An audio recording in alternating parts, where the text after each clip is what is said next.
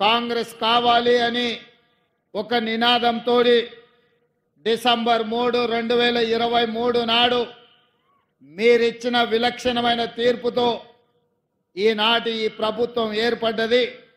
ఈ వేదిక మీద ఉన్న పెద్దలందరూ వివిధ హోదాలలో బాధ్యత చేపట్టిన ఇవాళ మేమందరం ప్రధానంగా మీరు రేవంత్ అన్నాని ఇష్టంగా పిలుచుకునే నేను ఒక జిల్లా పరిషత్ మెంబర్గా, శాసన మండలి సభ్యుడిగా, శాసన సభ్యుడిగా, పార్లమెంట్ సభ్యుడిగా, కాంగ్రెస్ పార్టీ కార్యనిర్వాహక అధ్యక్షుడిగా, కాంగ్రెస్ పార్టీ అధ్యక్షుడిగా, తెలంగాణ రాష్ట్ర ముఖ్యమంత్రిగా ఈ 18 సంవత్సరాలు మీరు అభిమానంతో చూసుకొని, మీరు గుండెల్లో పెట్టుకొని, మీ భుజాల మీద మోసిండ్రు కాబట్టి అతి సామాన్యమైన గ్రామీణ ప్రాంతం నుంచి ఒక వ్యవసాయ రైతు కుటుంబం నుంచి వచ్చిన నేను ఈరోజు గ్రామీణ ప్రాంతం నుంచి తెలంగాణ రాష్ట్ర ముఖ్యమంత్రిగా ఎదిగిన అంటే మీరందరూ అభిమానించబట్టి, ముఖ్యంగా నేను ఏ కార్యక్రమం తీసుకున్నా తప్పకుండా ఈ పెద్దపల్లి రామగుండ ప్రాంతం వచ్చినప్పుడల్లా వేలాదిగా మీరు తరలి వచ్చి అండగా నిలబడి మేము ఉంటామన్నా నువ్వు పోరాడు అని మీరిచ్చిన నైతిక మద్దతు ఇవాళ తెలంగాణ రాష్ట్ర ముఖ్యమంత్రిగా గర్వంగా పెద్దపల్లి గడ్డ మీద నిలబడి మాట్లాడుతున్న మిత్రులారా మీకందరికీ తెలుసు, ఈ కరీంనగర్ గడ్డ మీద కాలు పెడుతున్నప్పుడల్లా నాయకత్వం అంటే ఇలా ఉండాలి, ఒక మాట ఇస్తే ఆ మాట నిలబెట్టుకోవడానికి ఎన్ని ఒడిదుడుకులు వచ్చినా, ఎంతమంది అవంతరాలు కల్పించినా ఇచ్చిన మాట నిలబెట్టుకోవాలని ఒక విశ్వాసాన్ని, నమ్మకాన్ని కలిగించిన శ్రీమతి సోనియా గాంధీ గారు గుర్తొస్తారు. ఎందుకంటే ఆనాడు 2004 సంవత్సరంలో ఎన్నికల సందర్భంగా పెద్దలు జీవన్ రెడ్డి గారు లాంటి పెద్ద నాయకుల నేతృత్వంలో శ్రీమతి సోనియా గాంధీ గారు కరీంనగర్ గడ్డ మీద నుంచి మొట్టమొదటిసారి 4 కోట్ల తెలంగాణ ప్రజల ఆకాంక్ష నాకు తెలుసు. మీ 60 సంవత్సరాల పోరాటము, మీ ప్రాణ త్యాగాలు, వీటన్నిటినీ నేను గుర్తిస్తున్నా. తప్పకుండా మీ ఆలోచన, మీ మనసులో మాటను నెరవేర్చే బాధ్యత నేను తీసుకుంటానని ఈ కరీంనగర్ గడ్డ మీద నుంచి శ్రీమతి సోనియా గాంధీ గారు మాట ఇవ్వడం జరిగింది. ఆనాటి నుంచి 2014 వరకు సుదీర్ఘమైన 10 సంవత్సరాలు ఈ తెలంగాణ ఉద్యమంలో ఎన్ని అవాంతరాలు వచ్చినా, ఎంతమంది అభ్యంతరం పెట్టినా 2000 సంవత్సరంలో తెలంగాణ రాష్ట్రం ఏర్పడాలి అని మొట్టమొదట తెలంగాణ కాంగ్రెస్ పార్టీ శాసనసభ్యుల తరఫున వేదిక మీద ఉన్న పెద్దలు డాక్టర్ జి చిన్నారెడ్డి గారు మొట్టమొదట సోనియా గాంధీ గారికి నివేదిక ఇచ్చి ఆనాడు 42 మంది కాంగ్రెస్ శాసనసభ్యులతో ఒక వినతి పత్రాన్ని బేగంపేట ఎయిర్పోర్ట్లో వారికి ఇచ్చి మొట్టమొదటిసారి వారి మదిలో తెలంగాణ రాష్ట్రం యొక్క ప్రత్యేకతను వారు నమోదు చేయడం జరిగింది. ఆనాడు వారు మొదలుపెట్టిన తెలంగాణ ఉద్యమం కొద్ది కొద్దిగా పెరుగుతూ తెలంగాణ రాష్ట్రాన్ని సాధించుకునే వరకు ఆ ఉద్యమం ఉర్రూతలు ఊగింది. ఇవాళ నేను గుర్తు చేయదలుచుకున్న పెద్దలు బట్టి విక్రమార్క గారు, పొంగులేటి శ్రీనివాసరెడ్డి గారు వేదిక మీద ఉన్నారు. కొంతకాలం ఖమ్మం జిల్లాలో తెలంగాణ ఉద్యమం లేదు అన్నట్టుగా కొంతమంది ప్రచారం చేసిండ్రు. కానీ ఇవాళ ఈ వేదిక మీద నుంచి నేను గుర్తు చేయదలుచుకున్నా, ఆనాడు విద్యుత్ శాఖకు సంబంధించి ఒక చిన్న ఉద్యోగ విషయంలో ఖమ్మం జిల్లా పాల్వంచలో మొట్టమొదటిసారి మా ఉద్యోగాలు మాకు కావాలి, మా ఉపాధి మాకు ఉండాలి అని మొట్టమొదట ఉద్యోగం కోసం ప్రారంభమైన పోరాటం ఆ తర్వాత తెలంగాణ ఉద్యమంగా మారి ఈరోజు తెలంగాణ రాష్ట్రం సాధించడంలో తెలంగాణ ప్రజలు విజయవంతమైందంటే అది పాల్వంచలో ఉద్యోగం కోసం మొదలైన పోరాటం. తెలంగాణ రాష్ట్రాన్ని మనం సాధించుకున్నాం. ఇవాళ తెలంగాణ రాష్ట్రం తెచ్చుకున్నది మన ఉద్యోగాల కోసం, మన ఉపాధి కోసం, మన ప్రాంత అభివృద్ధి కోసం. మన రైతాంగం వ్యవసాయం దండగ కాదు, వ్యవసాయం పండుగ చేసుకోవాలన్న ఆలోచనతోటే తెలంగాణ రాష్ట్ర ఉద్యమం కొనసాగించింది. నేను ఇవాళ ఈ వేదిక మీద నుంచి గుర్తు చేయదలుచుకున్న నల్గొండ బిడ్డలు ఈ వేదిక మీద ఉన్నారు. ఆనాడు నిజాం సర్కారును నిజాం ప్రభువుల పైజామలు ఊడగొట్టి దిగంతాలకు తరిమిన సాయుధ రైతాంగ పోరాటానికి నల్లగొండ జిల్లా వేదికై రైతుల కోసం, భూమి కోసం, భుక్తి కోసం, విముక్తి కోసం ఆనాడు సాయుధ రైతాంగ పోరాటం ద్వారా తెలంగాణ రాష్ట్రము, హైదరాబాదు రాష్ట్రము విముక్తి జరిగింది. ఆనాడు రైతాంగం, సాయుధ రైతాంగం పోరాటం చేస్తే రాజ్యం నుంచి రాష్ట్రంగా మారి 69లో ఉద్యోగ ఉపాధి కోసం విద్యార్థులు, ఉద్యమకారులు ఉద్యమ బాటన పడితే ఉస్మానియా కాకతీయ యూనివర్సిటీలలో ఉన్న వేలాది మంది విద్యార్థులు, లక్షలాది మంది నిరుద్యోగ యువకులు స్ఫూర్తిగా నిలబడి ఈ తెలంగాణ రాష్ట్రం ఉద్యోగ ఉపాధి అవకాశాలు రావాలంటే మళ్ళీ తెలంగాణ రాష్ట్రం రావాలి అని వాళ్ళు వ్యక్తిగతంగా నష్టపోయి, ఉద్యోగాలు కోల్పోయి, పోటీ పరీక్షలను బహిష్కరించి తెలంగాణ ఉద్యమంలో ముందు బాగానే నిలబడి ఉద్యమాన్ని కాకతీయ, ఉస్మానియా యూనివర్సిటీల విద్యార్థులు నడిపి తెలంగాణ రాష్ట్ర సాధనలో వాళ్ళు ప్రత్యేకమైన పాత్ర పోషించారు.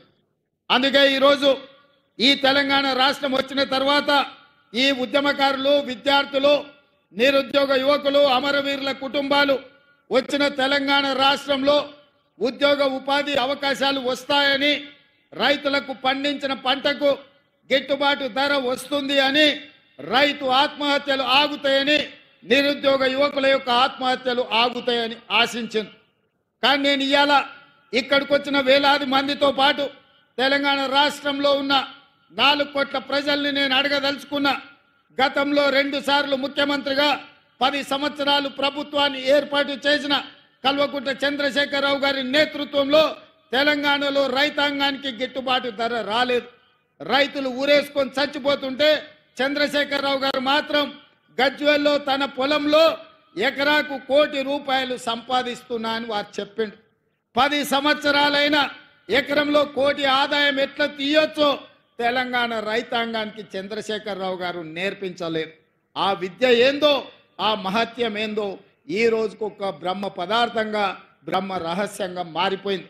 అదే కాకుండా తెలంగాణ రైతాంగం, ముఖ్యంగా పెద్దపల్లి నియోజకవర్గ ప్రాంతం, ఆనాడు ఎస్ఆర్ఎస్పీ నుంచి నీళ్లు రాకపోతే మా మిత్రుడు విజ్జన్న రైతాంగం కోసం పైపులను పలగొడితే అతన్ని తీసుకెళ్లి కరీంనగర్ జైల్లో పెడితే ఆనాడు ఈ పెద్దపల్లి రైతాంగం కోసం మీకు నీళ్లు ఇవ్వడం ద్వారా ఈ ప్రాంత రైతాంగాన్ని ఆదుకోవాలన్న గొప్ప ఆలోచనతోని మీకోసం నడుం బిగించి కొట్లాడితే ఆనాడు చంద్రశేఖరరావు గారు కరీంనగర్ జైల్లో నిర్బంధిస్తే మేడుపల్లి సత్యం, కవ్వంపల్లి సత్యనారాయణతో సహా మేమందరం జైలుకి వెళ్ళి పరామర్శించి పెద్దపల్లి రైతాంగానికి అండగా నిలబడతాం, మీ ప్రాంతానికి నీళ్లు ఇస్తాం, భవిష్యత్తులో పెండింగ్ ఉన్న ప్రాజెక్టులను మేము పూర్తి చేస్తామని చెప్పడం జరిగింది. ఆనాడు ఏవైతే ప్రాజెక్టుల గురించి మీరు మాట్లాడినరో ఇవాళ ప్రాజెక్టులను పూర్తి చేసుకునే అవకాశం మనకే అధికారం వచ్చింది. విజ్జన్న ఈరోజు మీకు శాసనసభ్యుడు అయ్యిండు. అందుకే ఈరోజు విజ్జన్న శాసనసభ్యుడిగా, శ్రీధర్ బాబు మంత్రిగా ఉన్నారు కాబట్టి మీ ప్రాజెక్టుల కోసం బట్టి విక్రమార్క గారు, పెద్దలు ఉత్తమ్ కుమార్ రెడ్డి గారి నేతృత్వంలో ఇవాళ 1035 కోట్ల రూపాయలు R&B శాఖ కావచ్చు, సాగునీటి పారుదల శాఖ కావచ్చు, పంచాయతీరాజ్ శాఖ కావచ్చు, రోడ్ల రవాణా శాఖకు సంబంధించిన పెద్దపల్లి ఆర్టీసీ డిపో కావచ్చు, ఈ పనులన్నీ కూడా ఇవాళ మనం పూర్తి చేసుకున్నాము అంటే మీ అభిమాన నాయకులు ఈరోజు ప్రజాప్రతినిధులుగా ఉన్నారు కాబట్టి ఈ పనులన్నీ సాధ్యమైనవి. వాళ్ళు అడిగినరు, ఇంతకుముందు శ్రీధర్ బాబు గారు మాట అన్నారు, ఈ అన్ని విషయాలు తీసుకెళ్ళి ఒత్తిడి చేసి నేను తీసుకొచ్చినా అని. ఆయన ఒత్తిడి చేయలేదు, మమ్మల్ని కూసబెట్టి బెదిరించి సంతకాలు పెట్టించి ఇవాళ మమ్మల్ని ఇక్కడికి పట్టుకొచ్చిండు. మీకు తెలుసు కదా శ్రీధర్ బాబు గారు బెదిరిస్తే ఎట్లా బెదిరిస్తారో. బయట ఉన్నప్పుడే అట్లుంటాడు, తలుపు మూసిండంటే శ్రీధర్ బాబు గారి గురించి మీకు అందరికి బాగా తెలుసు కదా. ఇవాళ ఇవన్నీ వాయిదా వేద్దామనో మళ్ళా చూద్దామనో చెప్పకుండా అటు ధర్మపురి కావచ్చు, లేకపోతే రామగుండం కావచ్చు, ఇవాళ పెద్దపల్లి శాసనసభ నియోజకవర్గం కావచ్చు, మంచిర్యాల ప్రేమ్సాగర్ రావు గారు ఉన్నారు, అటువైపు అయినా గడ్డం వంశీ ఎంపీ గారు ఉన్నారు, లేకపోతే వివేక్ వెంకటస్వామి గారు ఉన్నారు. ఈ పార్లమెంటులో 7 అసెంబ్లీలు పార్లమెంటు మీరు అభిమానంతో ఎమ్మెల్యేలను ఎంపీని గెలిపించారు కాబట్టి ఈనాడు ఈ ప్రాంతానికి వేలాది కోట్ల రూపాయలు నిధులు ఇవ్వడమే కాదు, రామగుండంలో విద్యుత్ ప్రాజెక్టు కావచ్చు, పెద్దపల్లిలో సాగునీటి ప్రాజెక్టులు కావచ్చు, ఇవాళ ధైర్యంగా మీరు అడగలుగుతున్నారు, కొట్లాడగలుగుతున్నారు. మాతో చెయ్యి బట్టి సంతకం పెట్టించి మీ శ్రీధర్ బాబు గారు పనులు చేయించగలుగుతున్నాడు. ఇది ప్రజా విజయం, ఇది ప్రజా పాలన, ఇది ప్రజా ప్రభుత్వం. నేను అడుగుతున్నా, భానుప్రసాదరావు గారు ఎమ్మెల్సీ గారు, ఇక్కడ పార్కు లేదు, పార్కు కావాలన్నాడు, స్టేడియం లేదు, స్టేడియం కావాలన్నాడు. ఈ ప్రాంత అభివృద్ధి కోసం నిధులు ఇవ్వాలి అని నాకు నివేదికలు ఇచ్చిండ్రు. చాలా మంది ఎమ్మెల్యేలు ఎమ్మెల్సీలు అందరూ ఇన్ని నిధులు ఇచ్చినా మళ్ళీ ఇన్ని విజ్ఞాపన పత్రాలు తెచ్చిర్రు ఇంకా కావాలి అని. కాయలు కాసే చెట్టుకే రాళ్ల దెబ్బలు ఉంటాయి. పెట్టించేవాడు ఉంటే పెడతామంటే ముందుకు వస్తారు, కొడతామంటే దూరం పోతారు. ఇవాళ మనం పెడతాం అంటున్నాం కాబట్టే, వడ్డిస్తాం అంటున్నాం కాబట్టే మీరందరూ దగ్గరకు వచ్చిండ్రు, ఈ వినతి పత్రాలు ఇచ్చిండ్రు. ఇవాళ మీ అందరికి మంచి చేయడానికి ఈ నివేదికలు మొత్తం మళ్ళీ సచివాలయానికి వెళ్ళిన తర్వాత ఒక్కొక్కటిగా వీటిని పరిశీలించి తప్పకుండా ఇందులో ఉన్న అంశాలను ప్రభుత్వం సానుకూలంగా నిర్ణయాలు తీసుకుంటుంది. ఇచ్చిన నివేదికలు ఇవి చదివితే రేపు ఉదయం దాకా ఇవే చదవాల్సి వస్తుంది. కాబట్టి మొత్తంగా గంప గుత్తగా మీకు ఒకటే మాట ఇస్తున్నా, మిత్రులు ఇచ్చిన నివేదికలన్నీ కూడా మా అధికారులకు, మా చీఫ్ సెక్రటరీ గారికి ఇచ్చి పెద్దపల్లి ఉమ్మడి జిల్లాకు, పెద్దపల్లి పార్లమెంటు నియోజకవర్గానికి కావలసిన నిధులను ఇచ్చే బాధ్యత ప్రేమ్ సాగర్ రావు గారు, సత్యనారాయణ స్వామి మా టెంపుల్ కూడా నిధులు కావాలన్నాడు. మా భట్టి గారికి నేను సూచన చేస్తున్నా, సాగర్ అన్న పెద్దగా అడిగింది లేదు కాబట్టి ఖచ్చితంగా ఎంతో కొంత మనం దేవుడికి నిధులు ఇవ్వాల్సిందే. ఎందుకంటే ఆయన ఏం పెద్దగా అడిగే టైప్ కాదు. ఆదిలాబాద్ దత్తత తీసుకోమన్నాడు. తప్పకుండా తుమ్మిడిహెట్టి దగ్గర సాగునీటి ప్రాజెక్టు కట్టించి గోదావరి జలాలను తరలించి ఆదిలాబాద్తో పాటు కరీంనగర్ జిల్లాను కూడా అభివృద్ధి పదం వైపు నడిపించే కార్యక్రమాలు ఉత్తమ్ కుమార్ రెడ్డి గారు తీసుకోబోతున్నారు. ఇవాళ మిత్రులారా, ఇవన్నీ పనులు జరుగుతున్నాయి. ఇవన్నీ ఈరోజు మనం ఇక్కడ కూర్చొని మాట్లాడుకుంటున్నాం. మీరు అడగగలుగుతున్నారు, మీరు విజ్ఞప్తి చేయగలుగుతున్నారు అంటే ఈనాడు తెలంగాణ రాష్ట్రంలో ప్రజా పాలన ఉంది, ప్రజా ప్రభుత్వం ఉంది. సంవత్సరం పూర్తి చేసుకున్న సందర్భంగా ఈ సంవత్సరం మీకోసం రోజుకు 18 గంటలు కష్టపడుతూ ఎక్కడ చూడకుండా చెమట తీస్తూ పని చేస్తుంటే కొంతమంది కడుపు నొప్పితో, లేకపోతే భవిష్యత్తు వాళ్ళకు లేదు, ఇక చీకటి మయమైందని తప్పుడు ప్రచారాలు చేస్తున్నారు. పెద్దలు కొంతమంది కలిస్తేనే ఏమున్నారా మీరు చేసింది కూడా చెప్పుకోలేకపోతున్నారు. 10 ఏళ్ళు మోసం చేసినోడే ఇవాళ బజార్ల మీదకి వచ్చి మీరేం చేయలేదని మిమ్మల్ని అంటున్నారు. 10 ఏళ్ల పాలనను 10 నెలల పాలనను పోల్చి చూసుకోండి అని మీ ప్రజలకు చెప్పాలి కదా. మీ కార్యకర్తలు కూడా ఎక్కడికక్కడ విశ్రాంతి తీసుకుంటున్నారు, చెట్టు కింద మంచిగా దుప్పటి కప్పుకొని నిద్రపోతున్నారు. ఏందని పెద్ద మనుషులు అడుగుతారు. అంటే నేను అన్నా, మేము 10 ఏళ్ళు ఎన్నో కేసులు కట్టుకున్నాం, ఎంతోమంది జైల్లోకి పోయినాం.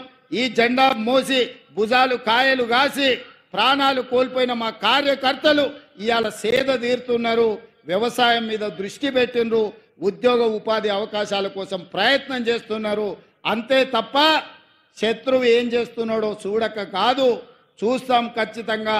10 నెలల పాలన మీద వాళ్ళు చేసిన విష ప్రచారం డిసెంబర్ 1 నుంచి డిసెంబర్ 9 వరకు 10 రోజులు వాళ్ళు చేస్తున్న విష ప్రచారాన్ని తిప్పి కొట్టి చరిత్రను తిరగ రాస్తామని చెప్పడం జరిగింది.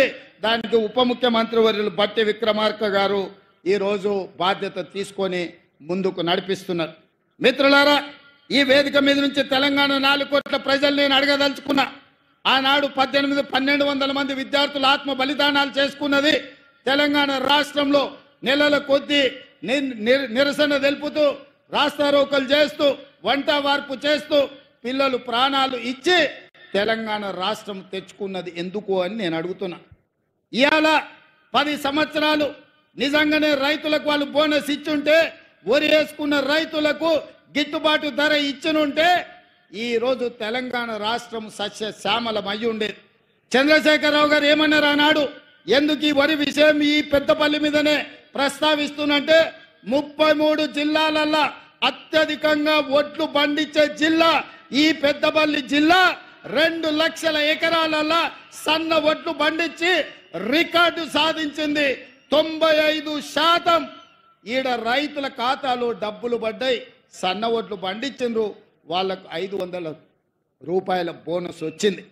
ఇవాళ గిట్టుబాటు ధరతో పాటు బోనస్ కూడా తెలంగాణ రాష్ట్రంలో తెచ్చుకుంటున్నాం. ఇదే కాదు, తెలంగాణ ఉద్యమమే ఉద్యోగ ఉపాధి అవకాశాలు.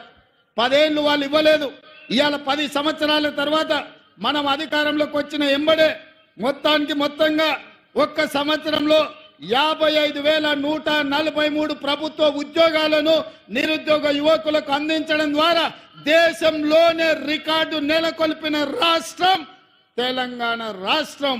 అందులో ప్రధానంగా హోంశాఖ కావచ్చు, విద్యాశాఖ కావచ్చు, గ్రూప్ 1 కావచ్చు, వైద్య ఆరోగ్య శాఖ కావచ్చు, బీసీ సంక్షేమ శాఖ కావచ్చు, ఎస్సీ అభివృద్ధి శాఖ కావచ్చు, మైనారిటీ సంక్షేమ శాఖ కావచ్చు, ఎస్టీ సంక్షేమ శాఖ కావచ్చు, నీటిపారుదల శాఖ కావచ్చు, రెవెన్యూ శాఖ కావచ్చు, పంచాయతీరాజ్ గ్రామీణాభివృద్ధి శాఖ కావచ్చు, ఇంధన శాఖ కావచ్చు, ఉన్నత విద్యాశాఖ కావచ్చు, రోడ్లు రవాణా రోడ్లు భవనాల శాఖ కావచ్చు, పురపాలక పట్టణ అభివృద్ధి శాఖ కావచ్చు, పశు సంవర్ధక మత్స్య డైరీ శాఖ కావచ్చు, వ్యవసాయ సహకార శాఖ కావచ్చు. మిత్రులారా, ఈ శాఖలల్లా మన ప్రభుత్వం ఇందిరమ్మ రాజ్యంలో మొదటి సంవత్సరం 55,143 ఉద్యోగ పత్రాలు, నియామక పత్రాలు, ఈనాడు గ్రూప్ 4 8,084 మంది నియామకాలతో 55,143 ఉద్యోగాలను ఇవాళ మన ప్రభుత్వం ఇచ్చింది.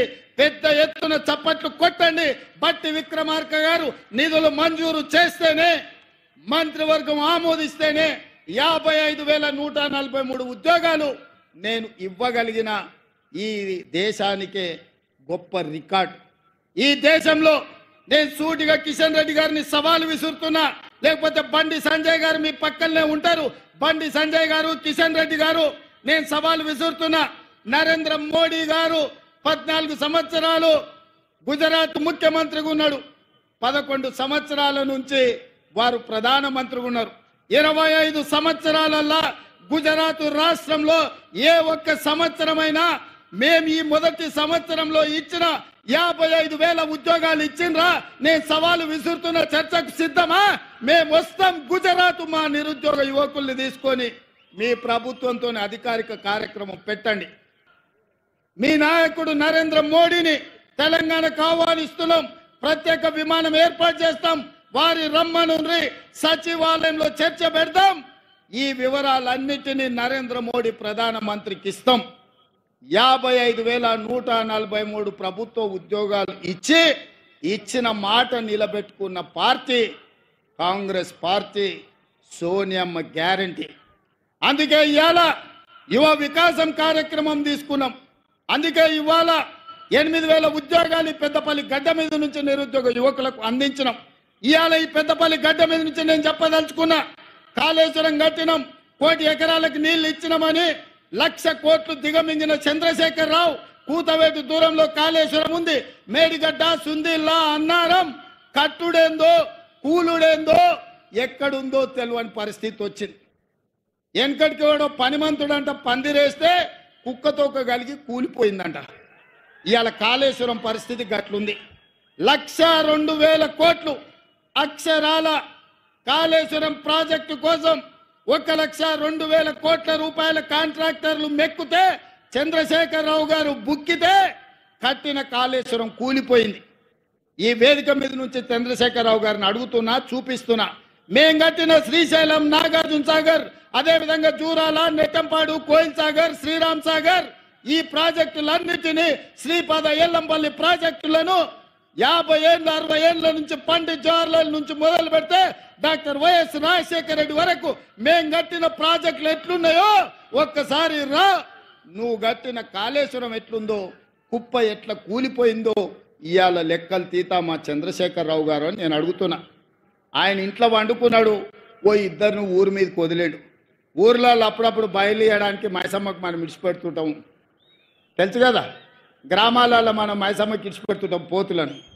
అవి ఊరి మీద పడతాయి, మేస్తాయి, ఎక్కడ పడితే అక్కడ తిరుగుతాయి.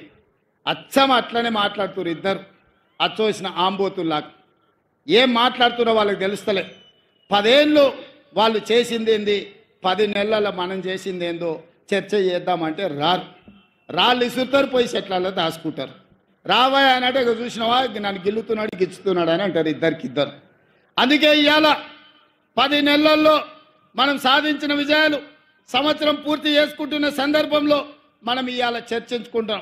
ప్రధానంగా రైతులకు కనీస మద్దతు ధర ఇవ్వడమే కాదు, ఇవాళ ఈ పంట 66 లక్షల ఎకరాలల్లా 1,53,00,000 మెట్రిక్ టన్నుల వడ్లు పండించి ఉమ్మడి 23 జిల్లాలలో ఉమ్మడి ఆంధ్రప్రదేశ్లో కూడా ఇంత వడ్లు ఎప్పుడు పండలేదు.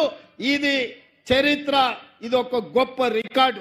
కాళేశ్వరం నుంచి చుక్క నీళ్లు లేకపోయినా వ్యవసాయ శాఖ మంత్రిగా సివిల్ సప్లైస్ మినిస్టర్గా ఉత్తమ్ కుమార్ రెడ్డి గారు ఇవాళ ఈ రికార్డును సాధించను. నేను అడుగుతున్న కేసీఆర్ను, కాళేశ్వరం లేకపోయినా శ్రీపాద ఎల్లంపల్లి, శ్రీరామ్ సాగర్, జూరాలను లేకపోతే మంజిరాను, సింగూరు ప్రాజెక్టుల కింద ఇవాళ ఈ ప్రాజెక్టులు మేము కడితే 1,53,00,000 మెట్రిక్ టన్నుల వడ్లు పండించినాం. కనీసం మద్దతు ధర ఇచ్చి కొనుడు కాదు, 500 రూపాయల బోనస్ ఇచ్చినాం. ఈ పెద్దపల్లి రైతాంగాన్ని నేను అడుగుతున్నా, మీ ఖాతాల్లో నిధులు పడలేదా? ఆనాడు ఐకేపీ సెంటర్లు తెరవమంటే చంద్రశేఖరరావు గారు ఇది ప్రభుత్వం వ్యాపారం చేయదు, ప్రభుత్వం వ్యాపార సంస్థ కాదు, ఇప్పటి నుంచి మేము కొనం, ఊరేసుకుంటే మీరు ఊరేసుకున్నట్టే, మీకు మాకు సంబంధం లేదని తెగబడి తెగించి ఆనాడు చంద్రశేఖరరావు చెబితే ఇవాళ నేను చెప్పిన ఇందిరమ్మ రాజ్యం చెప్పింది మీరు వడ్లు పండించండి, సన్నాలు పండించండి, కనీస మద్దతు ధరతో పాటు 500 రూపాయల బోనస్ ఇస్తాం, పండించండి అన్నాం. 5 రోజుల్లో మీ ఖాతాల మద్దతు ధరతో పాటు బోనస్ మీ ఖాతాలలో పడతలేదా? రైతాంగమా, మీరు ఆలోచన చెయ్యండి. వారు ఎగ్గొట్టిన రైతు బంధు ముఖ్యమంత్రి అయిన ఎంబడే 7,625 కోట్ల రూపాయలు మా ప్రభుత్వం వచ్చిన మొదటి విడతలోనే 7,625 కోట్లు రైతు బంధు మీ ఖాతాలు వేసింది మా ప్రభుత్వం, మన ప్రభుత్వం కాదా? ఇవాళ రైతు రుణమాఫీ 25,35,000 మంది రైతులకు 21,000 కోట్ల రూపాయలు 10 నెలల్లోనే మన ప్రభుత్వం 21,000 కోట్ల రూపాయల రైతు రుణమాఫీ 2 లక్షల వరకు చేసి చరిత్రను తిరగరాసిన చరిత్ర తెలంగాణ రాష్ట్ర ప్రభుత్వాన్ని. నేను సూటిగా సవాలు విసురుతున్నా, ఏ రాష్ట్రమైనా ఏ ముఖ్యమంత్రి అయినా, ఈ దేశ ప్రధానమంత్రి నరేంద్ర మోడీ అయినా నేను సవాలు విసురుతున్నా, నీ గుజరాత్ రాష్ట్రంలో రైతుకు రుణమాఫీ చేసినవా? ఒకవేళ చేస్తే ఎంతో చేసినావో లెక్కలు దిగి మొదటి సంవత్సరంలో 25,35,000 రైతులకు 21,000 కోట్ల రూపాయలు రైతు రుణమాఫీ చేసి ఈ దేశ చరిత్రనే తిరగరాసిన చరిత్ర తెలంగాణ రాష్ట్ర ప్రభుత్వాన్ని. నేను సవాలు విసురుతున్నా, ఎవరు చర్చకు వస్తారో రాండి. అదేవిధంగా ఆడబిడ్డలు, మా కొండా సురేఖ, మా సీతక్క లేరు, మహిళలు, డ్వాక్రా సంఘాలు, స్వయం సహాయక బృందాలు, వాళ్ళని 10 సంవత్సరాలు రాసి రంపాన పెట్టిరు. వాళ్ళని కనీసం మర్యాద కూడా ఇయ్యలే, వాళ్ళు ఎట్లున్నారో చూడలే. ఆడబిడ్డల అవమానంతో కుంగిపోతుంటే సోనియమ్మ నాయకత్వంలో మన ప్రభుత్వం వచ్చిన తర్వాత స్వయం సహాయక సంఘాలను అన్నిటిని కూడా పునరుద్ధరించినాం. నేను నడుచుకుంటూ పోతే వేలాది మంది మా అక్కలు, మా ఆడబిడ్డలు వెనకాల ఉండి చప్పట్లు కొడుతుంటే వాళ్ళ కళ్ళల్లో ఆనందం చూస్తుంటే నాకు కడుపు నిండిపోయింది. రాత్రికి భోజనం చేయాల్సిన అవసరం కూడా లేనంత సంతోషం కలిగింది. ఎందుకంటే ఆడబిడ్డల కళ్ళల్లో ఆ సంతోషం చాలా సంవత్సరాల తర్వాత నా కళ్ళకు కనిపించింది. ఎందుకంటే ఇవాళ 67 లక్షల మంది స్వయం సహాయక సంఘాలు ఉన్నాయి. 0 వడ్డీ ఇవ్వడమే కాదు, వాళ్ళని 1 కోటి మంది సభ్యులుగా మార్చి 1 కోటి మంది ఆడబిడ్డల్ని కోటీశ్వరులను చెయ్యాలని కంకణం కట్టుకున్నాం.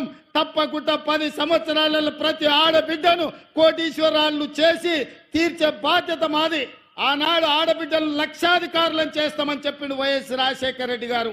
ఆడబిడ్డలని లక్షాధికారులను ఆనాడు చేసినాం. ఈనాడు పెద్దపల్లి గడ్డ మీద నుంచి మేము మాటిస్తున్నాం, మా మంత్రివర్గం అంతా ఆడబిడ్డల్ని 1 కోటి మందిని కోటీశ్వరులను చేసే వరకు విశ్రమించేదే లేదు.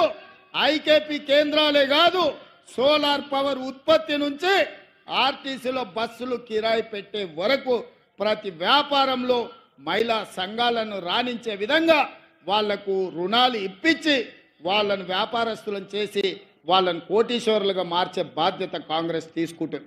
అందుకే పొంగులేటి శ్రీనివాసరెడ్డి గారి నేతృత్వంలో వరంగల్లో ఆడబిడ్డల కోసం కార్యక్రమం తీసుకొని 1,00,000 మంది ఆడబిడ్డల సమక్షంలో వరంగల్ ఆర్ట్స్ కాలేజ్ మైదానంలో ఆడబిడ్డలకు ఏం చెయ్యాలనుకుంటున్నామో ఏం చేసినామో చెప్పినాం. మళ్ళొక్కసారి తెలంగాణ రాష్ట్ర ఆడబిడ్డలకు నేను గుర్తు చేయదలుచుకున్నా, 1 కోటి మంది ఆడబిడ్డల్ని కోటీశ్వరులను చేసే బాధ్యత మీ తమ్ముడుగా మీ అన్నగా నాది, మీ బిడ్డగా నాది అని చెప్తున్నా. మీ ఆశీర్వాదం ఉంటే ఆ 1 కోటి ఓట్లు బౌలింగ్ బూత్లో డబ్బాల పడితే మా సోదరులు ఓటు వేసినా వేయకపోయినా రెండోసారి అల్కగా ముఖ్యమంత్రి అవుతాను ఆడబిడ్డలకు నేను చెప్పదలుచుకున్నా. ఈసారి 92 లక్షల ఓట్లు వస్తేనే కాంగ్రెస్ ప్రభుత్వం వచ్చింది. వచ్చేసారి మా ఆడబిడ్డలు 1 కోటి మంది 1 కోటి ఓట్లు వేస్తే వీళ్ళు ఇచ్చేది బోనసే తప్ప అస్సలు కాదు. ఆడబిడ్డలు ఇచ్చేది అసలు అవుతుంది, మా సోదరులు వేసే ఓట్లు బోనస్ అవుతాయి.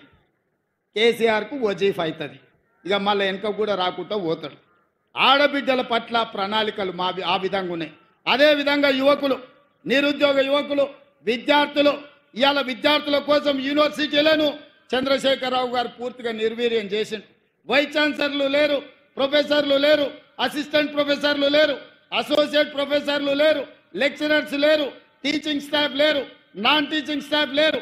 మొత్తం దివాలా తీపిస్తే యూనివర్సిటీలను మనం వచ్చిన ఎంబడే 10 యూనివర్సిటీలకు వైస్ ఛాన్సలర్లను నియమించడమే కాకుండా డిఎస్సి నోటిఫికేషన్ ఇచ్చి 10 ఏళ్లలో వాళ్ళు చేయని పని 11,000 మంది టీచర్ల నియామకం చేపట్టి తండాలలో, గూడాలలో, మారుమూల పల్లెల్లో ప్రతి పేదవాడికి విద్యను అందుబాటులోకి తేవాలి, పేదవాడు చదువుకోవాలి, ఈ అధికారంలో భాగస్వాములను చెయ్యాలి అని ఇవాళ 11,000 మంది టీచర్ల నియమించడమే కాదు, 35,000 మంది టీచర్ల బదిలీలు, 21,000 మంది టీచర్ల ప్రమోషన్లు ఇవ్వడం ద్వారా ఈరోజు మన ప్రభుత్వం విద్యకు అత్యంత ప్రాధాన్యత ఇచ్చి పేదవాడు చదువుకుంటేనే బాగుపడతాడనే విశ్వాసంతో పేదలకు విద్యను అందుబాటులోకి తీసుకురావాలనే ప్రయత్నం చేసినాం. అదే కాదు, కేజీ నుంచి పీజీ వరకు ఉండే అన్ని కళాశాలలను సమీక్షించి ఏ మండలాలలో జూనియర్ కాలేజీలు లేవో, ఏ ప్రాంతంలో పాలిటెక్నిక్ కాలేజీలు లేవో, ఏ ప్రాంతంలో డిగ్రీ కాలేజీలు లేవో, ఏ ప్రాంతంలో ఇంజనీరింగ్ కాలేజీలు లేవో, ఏ యూనివర్సిటీలో ఇంజనీరింగ్ అండ్ లా కాలేజీలు లేవో ఇవాళ వీసీ గారు నాకు తెచ్చిచ్చారు. ఒక లా కాలేజ్, ఒక ఇంజనీరింగ్ కాలేజ్ కావాలా మా శాతవాహన యూనివర్సిటీ కానీ తప్పకుండా ఉమ్మడి కరీంనగర్ జిల్లాలో ఉన్న శాతవాహన యూనివర్సిటీకి ఓ ఇంజనీరింగ్ కాలేజ్, ఓ లా కాలేజీని ఇచ్చే బాధ్యత మన ప్రభుత్వం తీసుకుంటుంది అని చెప్పి నేను ఈ వేదిక మీద నుంచి చెప్తున్నా. ఎందుకంటే పేదవాడు చదువుకున్నప్పుడే భవిష్యత్తు ఉంటుంది. పేదవాడికి ఉద్యోగమో ఉపాధి వస్తే ఒక తరం బాగుపడుతుంది. ఆ తరం బాగుపడితే భవిష్యత్ తరాలకు వాళ్ళు ఆదర్శంగా ఉంటారు. ఆనాడు కాకా వెంకటస్వామి గారు కష్టపడి గుడిసెల వెంకటస్వామిగా పేరు రాణించి వారు రాజకీయాలలో, వ్యాపారంలో రాణించడం వల్ల ఇవాళ వివేక్ వెంకటస్వామి గారు ఒక టీవీ ఛానల్కు ఒక పెద్ద పరిశ్రమకు యజమాని అయిండు. ఇవాళ వంశీ పార్లమెంట్ సభ్యుడైండు. ఆ కుటుంబంలో వెంకటస్వామి గారు కష్టపడి పైకి తెస్తే ఇవాళ వివేక్, వినోద్, వంశీ ప్రయోజకులై తెలంగాణ రాష్ట్రానికి ఆదర్శంగా నిలబడ్డారు. ఎందుకు ఉదాహరణ చెప్తున్నంటే ఒక్క కుటుంబంలో ఒక్క వ్యక్తి ప్రయోజకుడు అయితే భవిష్యత్ తరాలన్నీ బాగుపడతాయి. అందుకే ఇవాళ పట్టుబట్టి పోటీ పరీక్షలు పెట్టి ఎవడు అడ్డుపడ్డా అశోక్ నగర్లోనో లేకపోతే దిల్సుఖ్ నగర్ చౌరస్తలా కొంతమంది కృత్రిమ ఉద్యమాలు చేపించినా వాళ్ళందరినీ పిలిచి మాట్లాడిన నేను అడగదలుచుకున్న నిరుద్యోగ యువకుల్ని తెలంగాణ ఉద్యమం ద్వారానే సాధించినాం. ఇందిరా పార్కులో మన పార్లమెంట్ సభ్యులు ప్రభుత్వం ఉన్న తెలంగాణ కోసం ఉద్యమంలో ముందుకు నడిచింది. కానీ తెలంగాణ వచ్చినప్పుడే ఇందిరా పార్కు తాళం వేసింది చంద్రశేఖరరావు కాదా? తెలంగాణ రాష్ట్రంలో నిరసన తెలిపొద్దు, ప్రజలు హక్కులను అడగొద్దు అని నిర్బంధాల మధ్య, లాఠీ చార్జీల మధ్యలో, తుపాకీ తూటాల మధ్యలో తెలంగాణ రాష్ట్రాన్ని 10 సంవత్సరాలు నడిపితే ఈ ప్రభుత్వం వచ్చిన ఎంబడే ఇందిరా పార్కు దగ్గర ధర్నా చౌక్ తెరిచి ప్రజలారా మీరు ధర్నా చేసుకోండేదని ఉంటే మా ప్రభుత్వం తప్పకుండా పరిగణలోకి తీసుకుంటుందన్నాం. ఆనాడు ఎవరైనా ధర్నా చేస్తే అడిగేవాడు ఉండేనా? ఈనాడు ధర్నా చేస్తే గాంధీ భవన్లో మా పిసిసి అధ్యక్షుడు మహేష్ గౌడ్ అందరిని పిలిపించి ఇందిరా పార్కు దగ్గరను అశోక్ నగర్ చౌరస్తలో ధర్నాలు చేసిన విద్యార్థులను పిలిచి కూర్చోబెట్టి మాట్లాడిండా లేదా ఒక్కసారి ఆలోచన చేయండి. ఇవన్నీ ఎందుకు జరుగుతున్నాయంటే ఇందిరమ్మ రాజ్యం ఉంది, పేదోళ్ళ గురించి ఆలోచన చేసేవాడు ఉన్నాడు కాబట్టే ఇవాళ ఎవరైనా అశోక్ నగర్ చౌరస్తాల్లో, దిల్సుఖ్నగర్ చౌరస్తాల్లో, ఇందిరా పార్కుల్లో, ధర్నా చౌకుల్లో ధర్నాలు చేస్తే, నిరసన తెలిపితే మా పార్టీ కార్యాలయానికి పిలిపించి పార్టీ అధ్యక్షుడు వాళ్ళతో చర్చించి ఆ సమస్యలు ప్రభుత్వం దృష్టికి తెస్తున్నారు. అదేవిధంగా జ్యోతిరావు ఆయన ప్రగతి భవన్ గడి నిర్మించుకున్నాడు. మేము దాన్ని ప్రజాభవన్గా మార్చి ప్రజలకు స్వాగతం పలుకుతున్నాం. అక్కడ ప్రతి వారం 2 రోజులు పెద్దలు డాక్టర్ చిన్నారెడ్డి గారు ఉండి వచ్చిన ప్రతి ఫిర్యాదును తీసుకొని ఈరోజు వాటిని పరిష్కరిస్తున్నాం. ఒకప్పుడు దొరలకు మాత్రమే, పెట్టుబడిదారులకు మాత్రమే అనుమతి ఉన్న ప్రగతి భవన్ ఆ గడి ఇవాళ పేదోళ్ళు ఎక్కడ అంటే అక్కడ తిరిగే స్వేచ్ఛ వచ్చింది. వాళ్ళు విజ్ఞప్తులు ఇచ్చే మా చిన్నారెడ్డి గారు తెలంగాణ ఉద్యమకారుడు వాటిని పరిష్కరించే బాధ్యత తీసుకున్నాడు. తెలంగాణ రాష్ట్రంలో 10 ఏళ్ళు వాళ్ళు చెయ్యలేంది 10 నెలల్లో మనం చేసింది. ప్రమాణ స్వీకారం రోజే అక్కడ ఉన్న ముళ్ళ కంచెలను, అక్కడ ఉండే గోడల్ని బద్దలు కొట్టిన మాట నిజం కాదా? పేద ప్రజలకు ప్రవేశం అనుమతి ఇచ్చిన మాట నిజం కాదా? మీరు ఆలోచన చెయ్యండి. అదేవిధంగా ఈరోజు ఫీజు రియంబర్స్మెంట్ ఒక పద్ధతిలో పరిష్కరించుకుంటూ వస్తున్నాం. ఈ రాష్ట్రంలో diet charges, cosmetic charges SC, ST, BC, minority హాస్టళ్లలో, కస్తూర్బా హాస్టళ్లలో ఉన్న పేద విద్యార్థులకు 10 సంవత్సరాలైన డైట్ ఛార్జెస్ పెంచలేదు. మేము ఆలోచన చేసి పేదోళ్ళ పిల్లలు మా పిల్లలే, ఆ పిల్లలు బాగుండాలంటే డైట్ ఛార్జెస్ పెంచాలని ఒక్క సంతకంతో 40% అదనంగా డైట్ ఛార్జెస్ పెంచడమే కాదు, కాస్మెటిక్ ఛార్జెస్ కోసం ఆడబిడ్డల అమ్మ కోసం, నాయన కోసం ఎదురు చూడొద్దు, వాళ్ళు కష్టపడొద్దు అని కాస్మెటిక్ ఛార్జెస్ 40% పెంచి పేదోళ్ళ బిడ్డల్ని మా బిడ్డలుగా భావించి ఆ బిడ్డలకు కష్టం రాకూడదు, నిధులు ఆగకూడదు అని ఈ ప్రభుత్వం నిర్ణయం తీసుకున్న మాట వాస్తవం కాదా? ఇవాళ ఆ పేదోళ్ళ బిడ్డలకు మేము నిర్ణయం తీసుకుంటున్నామంటే ఈ ప్రభుత్వం ఉండబట్టే కదా. ఇవన్నీ చంద్రశేఖరరావు చేసుంటే, చంద్రశేఖరరావు పరిష్కరించుంటే, ఈరోజు ఆర్టీసీలో ఆడబిడ్డలకు ఉచిత బస్సు ఇచ్చుంటే, పేదలకు 200 యూనిట్లు ఉచితంగా విద్యుత్ ఇచ్చుంటే, రాజీవ్ ఆరోగ్యశ్రీ ద్వారా 10 లక్షల రూపాయలు ఉచితంగా అందించుంటే ఇవన్నీ మాకు చేసే అవకాశమే రాకపోతుండే కదా. 55,000 ఉద్యోగ నియామక పత్రాలు ఇవాళ చంద్రశేఖరరావు గారు అందించుంటే మాకు అవకాశమే లేకపోతుండే కదా. నోటిఫికేషన్లు మేమే ఇచ్చినామంటాడు. అన్నీ ఉన్నా అల్లు నోట్ల శనున్నాయని హరీష్ రావు గారు, నువ్వు నీ మామ కలిసి నియామకాలు చేపట్టినుంటే మాకెందుకు వస్తుండేనాయా? మీ కవితమ్మ ఎంపీకి ఓడిపోతే 3 నెలల ఎమ్మెల్సీ చేశారు. మీ వినోద్రావు ఇన్నే ఉంటాడు కదా దొర, వినోద్రావుని ఎంపీగా బండకేసి కొడితే ఎంబడే ప్రణాళిక బోర్డు వైస్ చైర్మన్గా ఇచ్చారు. హరీష్ రావు మంత్రి అయిండు, కేటీఆర్ మంత్రి అయిండు, సంతోష్ రావు రాజ్యసభ అయిండు. మీకు అందరికీ ఉద్యోగాలు ఆగమేఘాల మీద వచ్చినాయి కదా.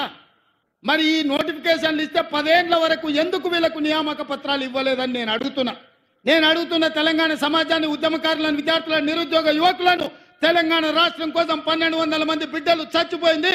ఒక కుటుంబంలో ఒక ముఖ్యమంత్రిని, ఒక మంత్రిని, ఒక ఆర్థిక మంత్రిని, ఓ రాజ్యసభ, ఓ లోక్సభ, ఓ ఎమ్మెల్సీ, వాళ్ళ చుట్టపోళ్ళందరికీ ఉద్యోగాల కోసం ఈ పిల్లలు ఆత్మ బలిదానాలు చేసుకున్నారా? లేకపోతే తెలంగాణ రైతాంగానికి గిట్టుబాటు ధర ఉండాలి, బోనస్ ఉండాలి అని తెలంగాణ సాధించుకున్నారా? ఆలోచన చేయండి. వాళ్ళ పిల్లలకు ఉద్యోగాలు ఉండాలి, వాళ్ళ పిల్లలు భద్రంగా ఉండాలి, కడుపు నిండా తినాలి, కంటి నిండా నిద్రపోవాలనా? ఇవాళ పేదోళ్ళ పిల్లలు 35 లక్షల మంది కోచింగ్ సెంటర్లలో 10 ఏళ్ల నుంచి తల్లిదండ్రులు ఉపాధి హామీ కూలీ పైసలు రూపాయి జమ చేస్తే 10 ఏళ్ళు పోటీ పరీక్షల కోసం ఢిల్లీ, హైదరాబాద్ చౌరస్తాలల్లో నిరుద్యోగ యువకులుగా తిరుగుతున్నాం.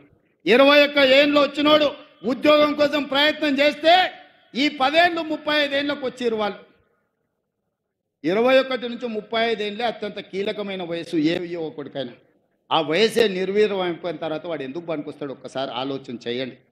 అందుకే మేము ఆలోచన చేసి ఈ పేదవాళ్ళ కోసం, నిరుద్యోగ యువకుల కోసం 55,000 ఉద్యోగాలు ఇవ్వడం ద్వారా ఈరోజు వాళ్ళను విముక్తి కలిగించినాం. కోచింగ్ సెంటర్ల చుట్టూ తిరిగి ప్రదక్షిణలు చేసి జీవితం మీద నిరాశతోని ఆత్మహత్యలు చేసుకోవద్దని ఒక మహేందర్ ముదిరాజు, ఒక సురేష్ నాయకో, లేకపోతే ఒక ముత్యాల సాగరో, లేకపోతే ఒక కవితనో వనపర్తిలో సూసైడ్ చేసుకున్న పిల్లలు, అట్లాంటి సంఘటనలు జరగొద్దు అని ఇవాళ ఈ పరీక్షలన్నీ నిర్వహించినాం. ఇందుకోసం తెలంగాణ రాష్ట్రం తెచ్చుకున్నామో ఒకసారి ఆలోచన చేయండి మిత్రులారా. కేవలం ఒక కుటుంబం కోసం 4 కోట్ల ప్రజలు ఉద్యమ బాట బట్టి, వందలాది మంది విద్యార్థులు ఆత్మ బలిదానాలు చేసుకొని, లక్షలాది మంది అక్రమ కేసులు ఎదుర్కొని నిరసనల ద్వారా, రాస్తా రోకల ద్వారా, ఉద్యమాల ద్వారా, బంధుల ద్వారా తెలంగాణ రాష్ట్రం ఎందుకోసం తెచ్చుకున్నారు? ఒక కుటుంబాన్ని అందలం ఎక్కించడానిక, లేకపోతే 4 కోట్ల తెలంగాణ ప్రజలు బాగుపడడానిక? ఒక్కసారి ఆలోచన చేయండి. ఇవాళ వాళ్ళ బాధ ఏందో నాకు అర్థమవుతలేదు, వాళ్ళ దుఃఖానికి కారణం ఏందో నాకు అర్థం కావట్లేదు. పొద్దున్న లేతే ఒకటే ఏడుపు, శాపనార్థాలు. ఇట్లా కాదు అట్లా, అట్లా కాదు ఇట్లా అని. 10 ఏళ్ళు మీరే ఉన్నారు కదా, మీకు ఇంత తెలివితేటలు ఉంటే ఓటు చేయొద్దు అన్నాడు. 80,000 పుస్తకాలు చదివిన అపర మేధావులే మీరైతే ఈ రైతుల సమస్య మీకు తెలవలేదా? ఆడబిడ్డల బాధ మీకు చేరలేదా? మా నిరుద్యోగ యువకుల యొక్క కష్టం మీకు అర్థం కాలేదా? అర్థమైనా మీ కుటుంబం పంచపక్ష పరమాణాలతో తింటూ, మా ప్రాణాలతో చెలగాట మాడుతూ, మా విద్యార్థులను బలి తీసుకుంటూ, మా రైతులను ఆత్మహత్యలకు ఉరిగొల్పుతూ మీరు అనుభవించిన మాట వాస్తవం కాదా? ఓపిక లేదా? 5 ఏళ్ల కోసం ప్రజలు తీర్పిచ్చారు, 5 ఏళ్ల కోసం ఈ ప్రభుత్వాన్ని ఇచ్చారు. 5 ఏళ్ల తర్వాత మేము చేసిన పనులన్నిటిని తీసుకెళ్లి ప్రజలకు ఈ విధంగా వివరించి 5 ఏళ్ళు మేము పనిచేసినాం, మరో 5 ఏళ్ళు అవకాశం ఇవ్వండి అని ప్రజల దగ్గరికి మేము వెళ్తాం కదా. తెల్లారకు ముందే కొత్త బిచ్చగాడు పొద్దుకు తిరగాడు అన్నట్టు పొద్దున్న లేస్తే తలా ఒదిక్కు చేరి ఈ ప్రభుత్వాన్ని పని చేయనీయము అని అంటున్నారు. అందుకే తెలంగాణ సమాజాన్ని ఆలోచన చేయమని నేను అడుగుతున్నా. ఇవాళ 5 ఏళ్ల కోసం ఎన్నుకున్న ప్రభుత్వం అద్భుతాలు సృష్టిస్తుందా ఒకటే రోజు? ఎంత కండలు తిరిగిన 6 ప్యాక్ ఉన్న పిల్లగానికి 6 అడుగులు ఆజానుబాహు అంటారు కదా, అట్లాంటి కండలు తిరిగిన వాడికి పెళ్లి చేస్తే ఒకటే రోజు పిల్లలు అవుతారా? అవుతారా చెప్పండి. కండలు తిరిగే ఉండొచ్చు, 6 అడుగుల ఉండొచ్చు, పెళ్లి చేస్తే ఒకటే రాత్రికి పిల్లలను చేయగలడా? దేనికైనా ఒక ప్రాసెస్, ఒక విధానం, ఒక విధి విధానాలు ఇవన్నీ ఉంటాయి. ఆ విధి విధానాల ప్రకారం ప్రభుత్వం పనిచేస్తుంది. మీకు నిధులు ఇవ్వాలన్నా కింద సెక్షన్ ఆఫీసర్ నుంచి పై వరకు చీఫ్ సెక్రటరీ వరకు సంతకమై మంత్రి దగ్గర క్లియర్ అయి, ఆర్థిక మంత్రి దగ్గర క్లియర్ అయి, ముఖ్యమంత్రి కార్యాలయానికి వస్తేనే సంతకం పెట్టాల్సి వస్తుంది. ప్రతి పనికి ఒక ప్రాసెస్ ఉంటుంది. ఆ ప్రాసెస్ను కంప్లీట్ చేయడానికి ఒక విధానం ఉంటుంది. ప్రజలు మాకు అధికారం ఇచ్చింది 5 ఏళ్ల కోసం, అప్పుడే ఎందుకంత ఆతృత అని నేను అడుగుతున్నా. ఏందా మీ బాధ, మీ దుఃఖము ఏంది? తండ్రి కొడుకు అల్లుడు చూడుండ్రి, ఒక్కసారి ఆలోచన చేయమని అడుగుతున్న తెలంగాణ సమాజం. 10 ఏళ్ళు వాళ్ళే కదా కుర్చీలు ఉన్నది, 10 నెలలు కూడా ఓపిక పట్టారా? మేమేమో అల్లాటప్పకు వచ్చినామా, అడుక్కొని వచ్చినామా? ప్రజలు ఆశీర్వదిస్తూ వచ్చి కుర్చీలో కూర్చున్నాం కదా. మిమ్మల్ని బొందబెట్టి మమ్మల్ని కుర్చీలో కూర్చోబెడితేనే కదా ఇవాళ మేము వచ్చింది. అప్పుడే దిగిపో అని అంటే ఏంది ఇది? మేము అట్లనే చేసినామా? 5 ఏళ్ళు జానారెడ్డి గారు ప్రతిపక్ష నాయకుడిగా ఎప్పుడైనా ఇట్లా చిల్లర మాటలు మాట్లాడిండగా, చిల్లర మల్లరగా వివరించిండా? 5 ఏళ్ళు సిఎల్పి నాయకుడిగా బట్టి విక్రమార్క గారు ఉన్నారు. శాసనసభ సమావేశాలను ఒకసారి చూడండి. ఇట్లాంటి చిల్లర మాటలు ఎప్పుడైనా మాట్లాడిండా? ప్రభుత్వానికి సహేతుకమైన సలహాలు ఇచ్చిండు, సూచనలు ఇచ్చిండు, ప్రభుత్వం పనిచేసే విధంగా సహకరించండి తప్ప ప్రభుత్వాన్ని నడవనీయకుండా కాళ్ళలో కట్టబెట్టే ప్రయత్నం చేయలే. ఇవాళ నేను చంద్రశేఖరరావుని అడుగుతున్నా, మీరు ఉద్యమకారుని అంటారు, తెలంగాణ సాధించినోని అంటారు, 80,000 పుస్తకాలు చదివినోని అంటారు, నీ అంత మేధావి లేడంటారు. అన్ని కరెక్టే ఉన్నాయి, కానీ ఈ మేధావికి ఈ ఇంగిత జ్ఞానం అనేది 5 సంవత్సరాలకు ఎన్నికైన ప్రభుత్వం ఆ పిల్లల్ని పని చేయనిద్దాం, నా అనుభవంతో వాళ్ళకు కొన్ని సూచనలు ఇద్దామని ఎందుకు ముందుకు వస్తలేడని నేను అడుగుతున్నా. రండి చంద్రశేఖరరావు గారు, శాసనసభకు రండి, మీ అనుభవాన్ని తెలంగాణ ప్రజలకు పంచండి. 1 ఎకరాకు ₹1 కోటి వ్యవసాయంలో ఎట్లా సంపాదించవచ్చో వ్యవసాయ క్షేత్రాలు, రైతు వేదికలు ఉన్నాయి, లైవ్ పెడతాం. మీరు రాండి, ఆ ప్రజాభవన్ నుంచే మీరు విశ్లేషించండి. మీ మేధావితనంతో ఎకరాకు ₹1 కోటి ఎట్లా పండించవచ్చో చెప్పండి. ఇవాళ మేము గిట్టుబాటు ధరతో పాటు ₹500 బోనస్ ఇస్తున్నాం, అభినందించండి. ఏం పోతుంది? వయసులో పెద్దోనివి, అనుభవంగా లోనివి, కేంద్ర మంత్రిగా చేసినావు, ముఖ్యమంత్రిగా చేసినావు. అరే యువకులు కష్టపడుతున్నారు, మంచి పని చేస్తురా, ఈ పిల్లలు బాగానే చేస్తున్నారు, చేయని అని ఒక ఆశీర్వాదం ఇయ్యి, ఓ మంచి మాట మాట్లాడు. వరంగల్ ఎయిర్పోర్ట్ తేలే, కొత్తగూడెంలో ఎయిర్పోర్ట్ తేలే, రామగుండంలో ఎయిర్పోర్ట్ తేలే, ఆదిలాబాద్లో ఎయిర్పోర్ట్ తేలే, ఆ పెద్దపల్లిలో బస్ డిపో ఇవ్వలే, ములుగు జిల్లాలో బస్ డిపో ఇవ్వలే. ఇవాళ మేమందరం కష్టపడి పొన్నం ప్రభాకర్ గారు చెప్తే, విచారణ చెప్తే ఇవాళ పెద్దపల్లికి బస్ డిపో ఇచ్చినాం, రేపు రామగుండంలో ఎయిర్పోర్ట్ తీసుకొస్తాం. అభినందించయ్యా, నీ గౌరవం పెరుగుద్ది, నీ తురాయం ఊసిపోదు. నీ కిరీటం ఏం పడిపోదు. 10 ఏళ్ళైనా ఇవాళ హైదరాబాద్లో ఎయిర్పోర్ట్ అన్నాడు వైఎస్ రాజశేఖర రెడ్డి కట్టాడు. 10 ఏళ్ళు నువ్వు ఒక్క ఎయిర్పోర్ట్ అన్న తెచ్చినవా, తేవాలని ఆలోచన చేసినవా? ఆనాడే రామగుండంలో ఎయిర్పోర్ట్కు అన్ని వసతులు ఉండే, ఆదిలాబాద్లు ఉండే, వరంగల్ ఎయిర్పోర్ట్ ఉండే, ఉమ్మడి రాష్ట్రంలో మూతబడ్డాయి. తెలంగాణ వచ్చినప్పుడే చంద్రశేఖరరావు గారు అవి తెరిచి ఉండాల్సింది, తెరవలేదు. ఇవాళ కేంద్రంతో కొట్లాడి 4 ఎయిర్పోర్ట్లు అదనంగా తెలంగాణకు తేవడానికి ఇవాళ మేము పట్టుబట్టి సాధిస్తున్నాం. అవన్నీ ప్రగతి పథంలో నడుస్తున్నాయి. నువ్వు ఆదిలాబాద్, నువ్వు ఇవాళ పెద్దపల్లిలో బస్ డిపో, ములుగు జిల్లాలో బస్ డిపో కూడా ఇవ్వలేదు. ఇంతకంటే దుర్మార్గం ఉంటుందా? ఇవాళ నా దృష్టికి రాగానే 15 ఏళ్లలో ఒక్క బస్ డిపో కూడా ఇవ్వలే. మొట్టమొదటి బస్ డిపో ఈ 15 ఏళ్లలో ఈరోజు పెద్దపల్లికి పూర్తి స్థాయి బస్ డిపో ఇచ్చినాం. ఇది కాంగ్రెస్ పార్టీ విధానం. ఇవాళ బస్ డిపోలే కాదు, ఎయిర్పోర్టులు కూడా మీ కూతవేటు దూరంలో వస్తున్నాయి అంటే ఈ ప్రజా పాలనతోనే సాధ్యమైంది మిత్రులారా. అందుకే ఈరోజు రైతులు కావచ్చు, మహిళలు కావచ్చు, విద్యార్థులు కావచ్చు, నిరుద్యోగ యువకులు కావచ్చు, మైనారిటీలు కావచ్చు, ఎస్సీలు కావచ్చు, ఎస్టీలు కావచ్చు, బీసీలు కావచ్చు, ముఖ్యంగా మా బీసీ సోదరులారా, మీ కులగణన గురించి ఎన్ని సంవత్సరాల నుంచి, ఎన్ని దశాబ్దాల నుంచి మీరు కొట్లాడుతున్నారు. ఇవాళ కాంగ్రెస్ పార్టీ కులగణను 95% పూర్తి చేసుకున్నది. కులగణనలో ఎందుకు చంద్రశేఖరరావు, హరీష్ రావు, తారక రామారావు పాల్గొంటలేడని నేను అడుగుతున్నా. మీరు బీసీ వ్యతిరేకులా, బీసీ ద్రోహులా? మీరు ఈ రాష్ట్రంలో లేరా? మీరు పదవులు అనుభవిస్తలేరా? ఆ బీసీలతో ఓట్లు వేయించుకోలేదా? ఈరోజు ప్రభుత్వం అధికారికంగా కులగణన చేపడుతుంటే బీసీ జనాభా ప్రకారం, దామాష ప్రకారం నిధులు ఇవ్వాలి, అధికారం ఇవ్వాలి, వాళ్ళ రిజర్వేషన్లు పెంచాలని కులగణన చేస్తుంటే ఎందుకు చంద్రశేఖరరావు గారు, హరీష్ రావు గారు, తారక రామారావు గారు, సంతోష్ రావు గారు, వినోద్ రావు గారు కులగణనలో పాల్గొంటలేరు? మీరు ఒక్కసారి ఆలోచన చేయమని బీసీ సంఘాలను నేను అడుగుతున్నా. ఇది ప్రభుత్వం అధికారికంగా చేపట్టిన కార్యక్రమం. ఆనాడు చంద్రశేఖరరావు సమగ్ర కుటుంబ సర్వే చేపట్టి మేము పాల్గొనలేదా? రాజకీయంగా మాకు వైరుధ్యం ఉండొచ్చు. ఒక మంచి పని కోసం ప్రభుత్వాలు ముందుకు వచ్చినప్పుడు వాటికి అనుకూలంగా వాటిని కొనసాగించే విధంగా మనం వ్యవహరించాలి. ఈరోజు కులగణనలో ఎందుకు చంద్రశేఖరరావు గారు పాల్గొంటలేడు అని నేను వేదిక మీద అడుగుతున్నాను. బీసీ సంఘాలను ఆలోచన చేయమని నేను విజ్ఞప్తి చేస్తున్నా.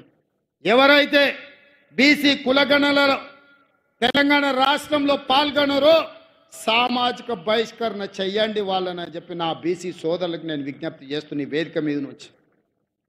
ఇది ఒక గొప్ప లక్ష్యంతో రాహుల్ గాంధీ గారు ఇచ్చిన మాటతో ఈ తెలంగాణ సమాజంలో చేసి దేశం మొత్తం కులగణన చేసే విధంగా ఇవాళ ఒత్తిడి తేవడానికి కార్యక్రమం తీసుకున్నాం. ఇట్లాంటి కార్యక్రమాలు తీసుకొని ముందుకు వెళ్తుంటే పెద్ద మనసుతో మమ్మల్ని అభినందించాల్సింది పోయి శాపనార్థాలు పెడుతున్నాడు ఇవాళ చంద్రశేఖర్ రావు గారు. ఏంది ఇది పద్ధతి అని నేను అడుగుతున్న వారిని. వారికి అనుభవం ఉంది, వారికి వయసు ఉంది, వారికి చదువుకున్న 80,000 పుస్తకాలు అని చెప్పుకునే తెలివితేటలు ఉన్నాయి. ఇన్నిట్లలో ఈ కనీసం ఈ చిన్న మర్యాద పాటించాలన్న విషయం వారికి అర్థం కావడం లేదా అని నేను వారిని అడుగుతున్నా.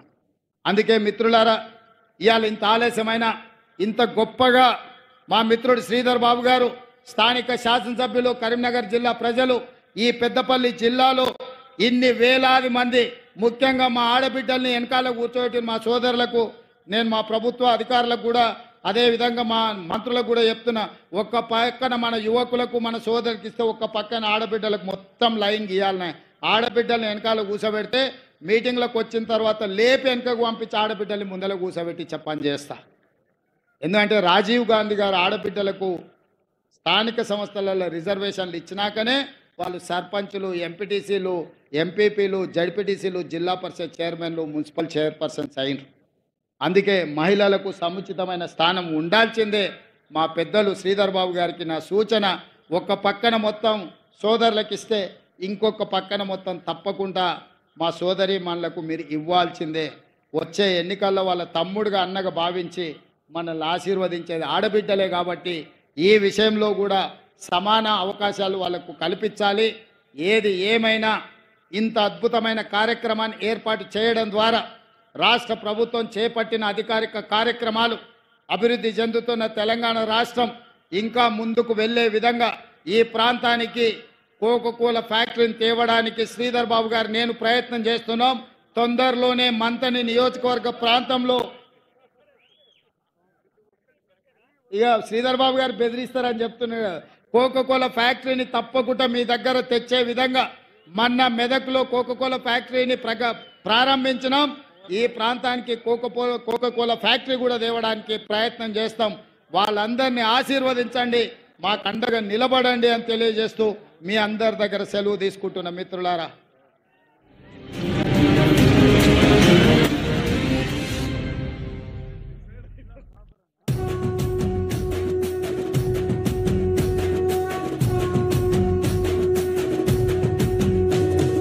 మూడు రంగుల జెండా బట్టి సింగమోలే కదిలినాడు ఒక్కరో కాంగ్రెస్ సూర్యుడు మన రేవంత్ అన్న నిగ్గదీసి అడిగే మునగాడు. వీడు భూమిన వానైతాడు, బీద సాదల ధైర్యం వీడు, దొంగ దొరల భరతం పడతాడు. మన రేవంత్ అన్న పేద ఇంటికి పండుగ తెస్తాడు. సోనియమ్మ దివెనతోని రాహులన్న సైనికుడయ్యి పెద్ద కొడుకై యుద్ధం చెయ్య సిద్ధమాయే రేవంత్ అన్న. మూడు రంగుల జెండా